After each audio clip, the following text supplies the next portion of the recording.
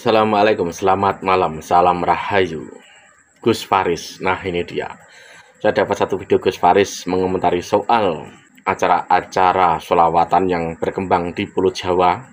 Yang sebenarnya acara sholawatan itu terkesan sekarang itu ya, terkesan bisnis gitu loh. Kadang juga meninggalkan budaya Indonesia. Dan di sini juga Gus Faris mengomentari soal hubungan antara Kiai Buntet dengan Habib Lutfi. Kiai Buntet itu legend gitu loh, legend, beda gitu loh, sangat beda. Dadah Kiai Buntet itu pejuang semua. Dari dulu begitu, sangat terkenal gitu loh. Loyalnya ke NU, loyalnya ke negara, keberaniannya soal kebenaran, banyak gitu. Jadi bisa dibilang tidak bisa disamakan dengan yang di sana misalkan. Saya akui ya, soal selawatan itu ya, acara-acara yang sangat besar itu dengan sound yang maha dahsyat, itu kadang memang berlebihan. Dan yang sangat saya sayangkan juga, saya pernah buat video lama itu, kenapa sih tidak ada aroma-aroma itu budaya Jawa? Lihat lebih ke Arab itu gimana? Dan saya berpikir orang-orang, terutama perempuan, orang yang menghadiri itu, banyak yang nggak paham. Sama sekali banyak yang nggak paham. Jadi cita rasa pengajian itu harus kembali seperti yang dulu. Ya pengajian gitu, ilmu tentang ilmu hidup. Tidak hanya lantunan sholawat yang kadang itu juga bukan sholawat gitu loh.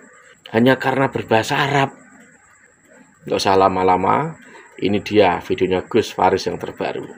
Terima kasih. Dalam konteks bersolawatnya, kita memang tidak boleh melarang orang siapapun untuk bersolawat. Nggak boleh. Betul. Dalam konteks bersolawat. Tapi dalam konteks penyajiannya, itu yang harus kita rubah. Solawatan yang diadakan selama ini sama sekali tidak pernah membawa budaya dan seni-seni yang ada dan yang dikembangkan oleh para leluhur kita. Padahal leluhur kita ini, mereka semua ini adalah orang ahli yang orang yang ahli dalam bersolawat. Yang kedua, saya menginginkan solawatan yang ada di daerah ini dimotori oleh pemerintah. Maaf, nuansanya tidak Arabi. Nuansanya kalau di Jawa ya harus Jawa. Harus Jawa. Dan itu harus dibawa. Pemerintah harusnya yang peduli dengan ini. Selama ini kan Arabi. Yamani Malah Yamani. Kalau nggak ada Habibnya itu nggak bisa katanya. Nggak bisa begitu dong. Kalau ada sholawatan, satu contoh ya, ada daerah mengadakan umpamalah Cirebon bersolawat, itu harus ada Habibnya. Nggak begitu. Harusnya pemerintah memotori bahwa yang hadir di situ diutamakan adalah para masyayikh. Para masyayikh yang ada di Cirebon. Bukan Habib. Sekarang kan kalau sholawatan nggak ada Habibnya, dianggap tidak afdol. Nggak bisa begitu. Malah sholawatan itu, forum itu akan menjadi sesuatu yang sangat afdol ketika kita mampu menghadirkan dalam forum sholawatan itu masyayikh kita. Dan yang memimpin sholawatan itu adalah masyayikh kita. Itu akan lebih afdol. Satu. Yang kedua, unsur kebudayaan lokalnya terbawa dengan menghadirkan masyayikh di situ. Contoh begini. Ketika kiai hadir di sholawat dengan menggunakan sarung, baju koko, dan peci hitam, itu sudah menghadirkan budaya lokal. Bukan pakai jubah. Bukan saya melarang orang pakai jubah, bukan.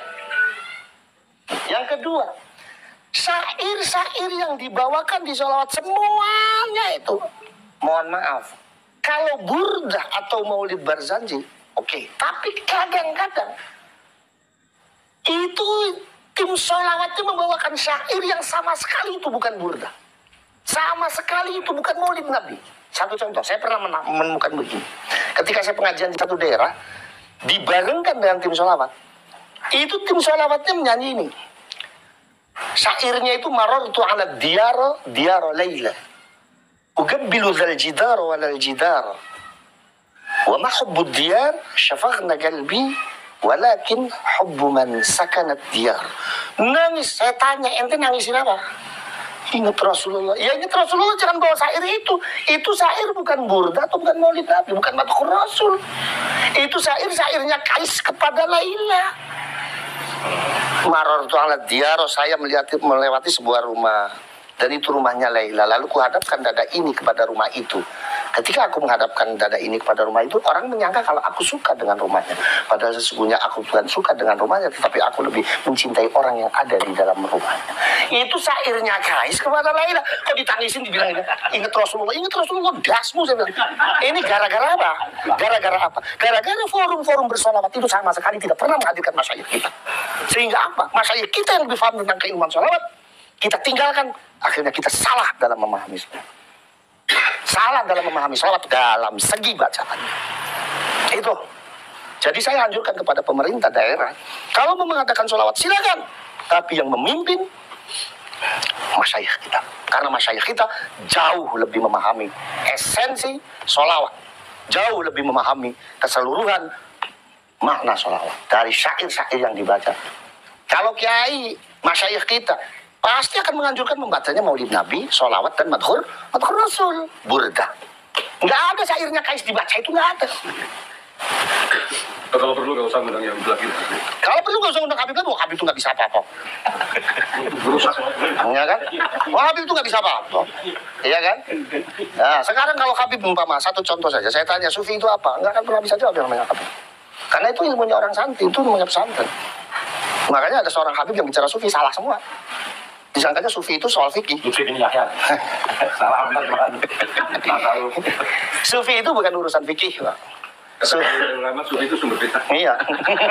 Satu lagi Gus, Ya. ini kan di framing oleh kelompok Mukibin, seolah-olah panjenengan itu kok takdim sama Lutfi bin Yahya, padahal kan kelihatannya nggak mungkin loh. Ya. Kalau takzim maknanya sebagai murid ke guru, ya enggak lah. Habib Lutfi itu lebih muda usianya daripada abah saya. Iya enggak?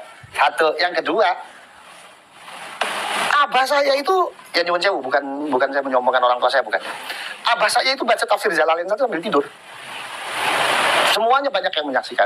Ini kayak Ustadz Jadi sendiri menyaksikan bagaimana bulan Ramadan abah saya kalau membaca tafsir Jalalain sambil tidur. Saking hafalnya. Lalu umpama abah saya, pasti abah saya akan tahu, lebih tahu siapa Habib Lutfi dong. Ya kan? Terus abah saya suruh tazim sama, maaf, Habib Lutfi yang ngomong hadis saja salah. Ya kan? Man itu mungkaron itu artinya apa? Mau dari tarkibnya saja susah diartikan itu. Kalau sekedar salah harokat mungkin maklum ya, sabkul lisan. Tapi kalau sudah salah kalimat tarkibnya itu artinya apa gitu kan? Semua kan beliau 3 serangkai itu. Apa? Gus Dur. Satunya lagi Lutfi. Nah, nggak tahu itu. Kalau setahu saya, apa saya yang dekat sekali ya memang dengan almarhum Kiai Abdurrahman Wahid. Beliau sangat dekat sekali. Bahkan kalau ke almarhum Kiai Abdurrahman Wahid, Kiai Abdurrahman Wahid sering meminta masukan ke abah saya juga sering diberi masukan sama satu. Yang keduanya, setahu saya, abah saya itu ya seperti itu. Lah menurut logikanya jenengan. Ya, dari sisi keilmuannya seperti itu mungkin nggak? Saya yakin dulu kedekatannya Abah Habib Lutfi atau Habib Lutfi pada abah saya, ya mungkin Habib Lutfi belajar ke abah saya. Cuman orang kan nggak ada yang tahu. Belajar mungkin, tapi orang kan nggak ada yang tahu. Kalau soal hormat, ya abah saya pada siapapun menghormati. Kalau soal hormat, abah saya pada siapapun menghormati. Sampai penghormatan abah saya kepada orang lain itu, sampai beliau sudah nggak bisa jalan, dipanggil di tengah-tengah hutan gunung, abah saya tetap datang dengan memakai kru. Itu penghormatan abah saya kepada orang lain. Jadi kalau soal menghormati, abah saya pada siapapun menghormati. Tapi kalau konteksnya talim atau yang dipersepsikan kepada mereka kalau abah saya itu guru atau muridnya Habib Lutfi, ya mohon maaf, saya yang jadi putranya belum pernah menyaksikan itu. Dan saya yakin enggak loh, abah saya itu orang alim kok. Abah saya itu orang alim, Habib Lutfi ngucap hadis saja salah. Artinya, ya jangan kenapa saya sendiri untuk jadi murid Habib Lutfi, ya gak mikir-mikir gitu kan. Karena saya sendiri ngaji. Karena saya sendiri ngaji gitu kan.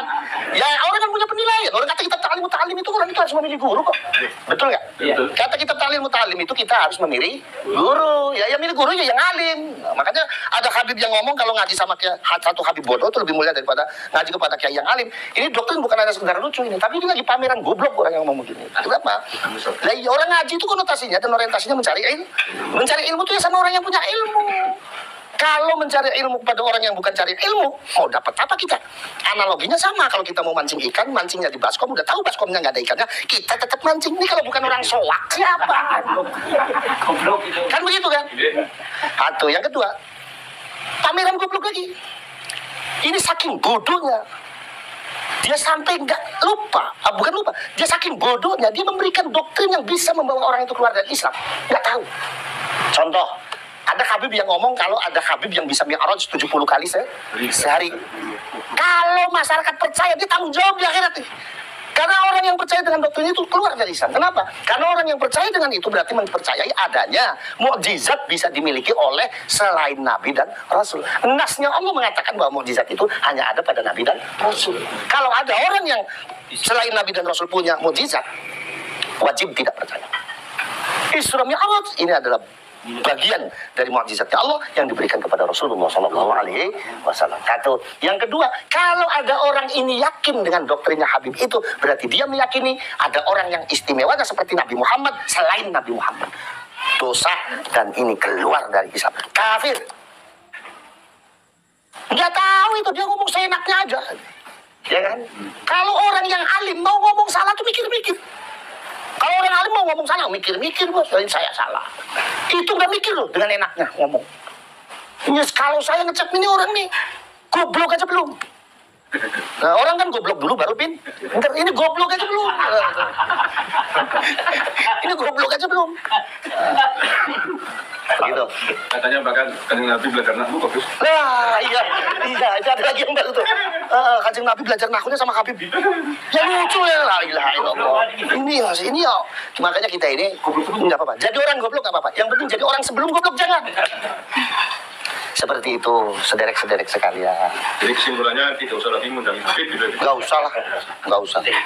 Muliakan masyayikh kita, muliakan ulama kita karena ulama kita jauh lebih alim daripada Habib. Dengan mendatangkan ulama kita, mendatangkan guru kita. Dengan mendatangkan guru kita jauh lebih berkah daripada mendatangkan orang yang sama sekali tidak punya sanad apa-apa dengan kita, tidak punya keterkaitan sanad apa-apa dengan kita. Begitu. Pak Bupati itu, bersama dengan Habib lagi.